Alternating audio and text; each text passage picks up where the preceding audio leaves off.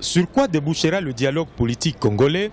Quand est-ce que les parties engagées signeront-elles les résolutions de cette rencontre? Comment le pays sera géré pendant la transition qui se dessine?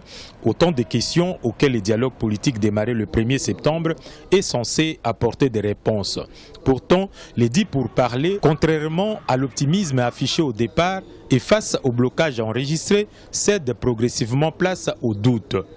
Les questions les plus importantes, c'est au niveau de la période de transition, ou alors la période qu'on appelle intérimaire, comment va-t-elle être gérée?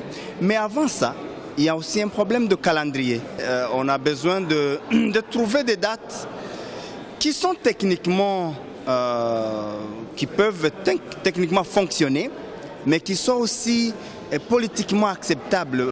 D'aucuns estiment que la crise qui se dessine à l'horizon, causée par la non-organisation des élections dans les délais, ne pourra trouver solution que dans les dialogues. Pourtant, le format actuel de ces pourparlers divise encore les politiques. En tant que Bantou, le dialogue, c'est l'une des vertus qui fait que les hommes, quand ils n'arrivent pas à s'entendre sur une question donnée de la société, ils arrivent tous à se réunir ensemble pour parler de la question.